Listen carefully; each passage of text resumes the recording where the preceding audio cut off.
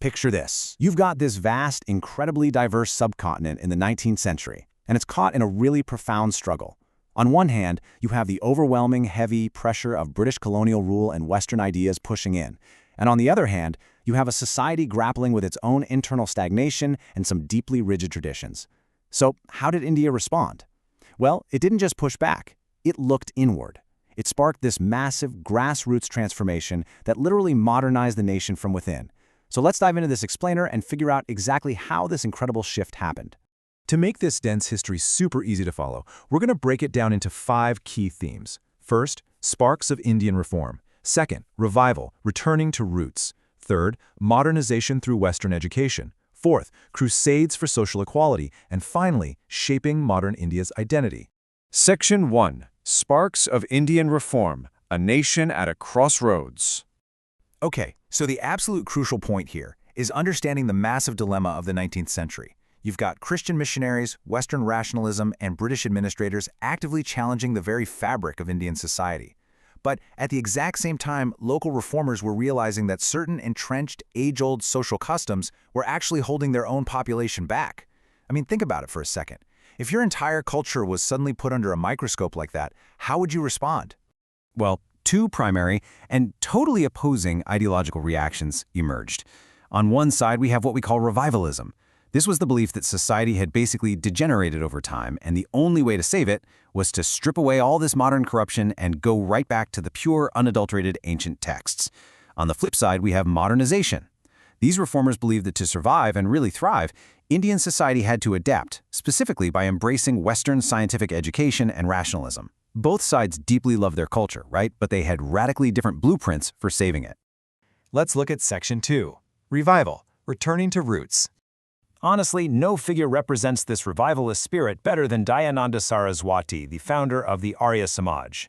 His famous slogan was, "Back to the Vedas." Now, it's really vital to understand he wasn't calling for people to pack up and literally live like it was ancient times. Not at all. Instead, he viewed the Vedas as India's infallible rock of ages, the true original seed of Hinduism. He wanted to return to Vedic purity. That meant stripping away later additions like the mythological Puranas and, crucially, the rigid caste system, which he blamed for dividing the country. The Arya Samaj was a highly structured movement. They emphasized that God is the source of all true knowledge, but they also really stressed that ignorance had to be dispelled and knowledge increased. They actually championed social well-being way above individual well-being.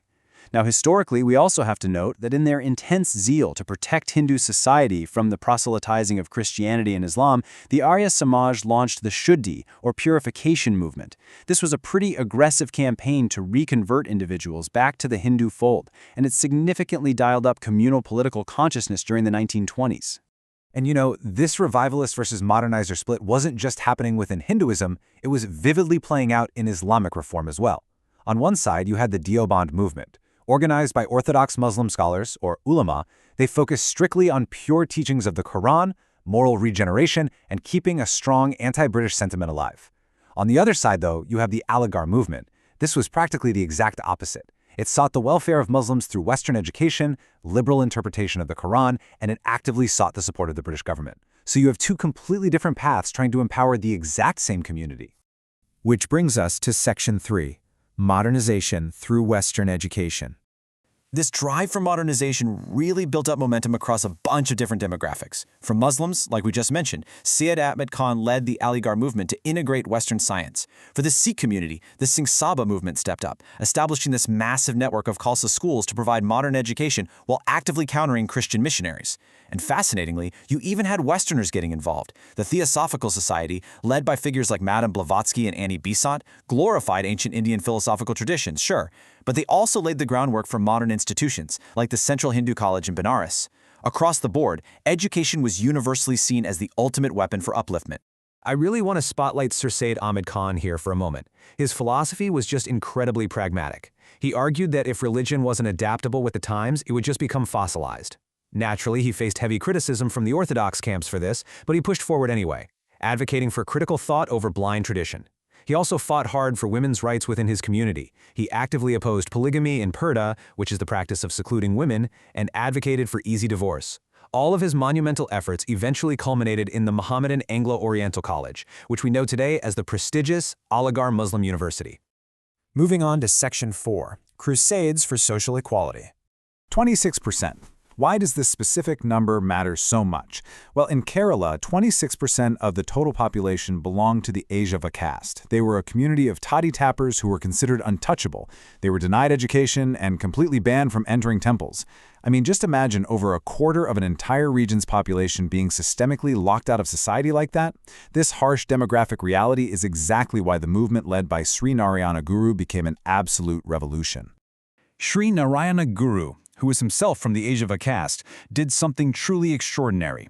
In 1888, he took a simple stone from a river and consecrated it as a Shiva Linga, a representation of the deity Shiva, at Aruvipuram. This was a massive, defiant act. It essentially proved that consecrating an idol was absolutely not the monopoly of the higher castes. He then had these incredibly powerful words inscribed right on the temple wall. Devoid of dividing walls of caste or race or hatred of rival faith, we all live here in brotherhood. It perfectly anchors the emotional and spiritual core of the fight against the caste system.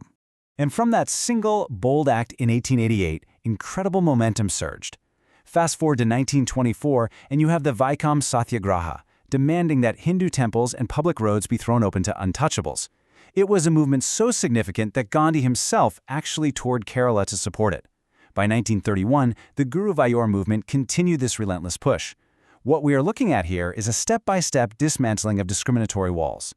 This fierce push for equality echoed across different regions, particularly down in the south. You had the Vokaliga Sangha and Mysore launching strong anti-Brahmin campaigns.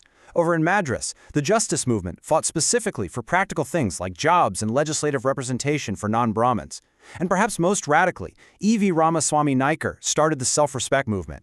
He strongly believed Brahminical culture was a tool of exploitation, so his strategy was to completely undermine the priests by formalizing weddings without them. These weren't just abstract ideas. They were highly organized, deeply structural challenges to the status quo. Running parallel to the caste struggle was the urgent, absolutely vital fight for women's rights. The Parsi reformer Baramji Malabari founded the Seva Sadan to care for exploited women, and his relentless campaigning directly led to the passing of the Age of Consent Act. Then you had the Indian Social Conference, acting almost like the social reform cell of the National Congress, which launched the Pledge movement to combat child marriage.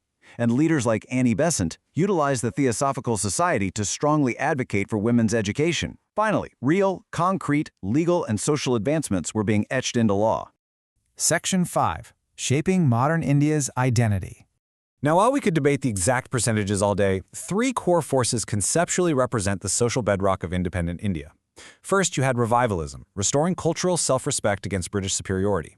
Second, you had modernization, ensuring the population could actually compete scientifically and intellectually on a global stage. And third, you had the social equality movements, forcibly democratizing society right from the bottom up.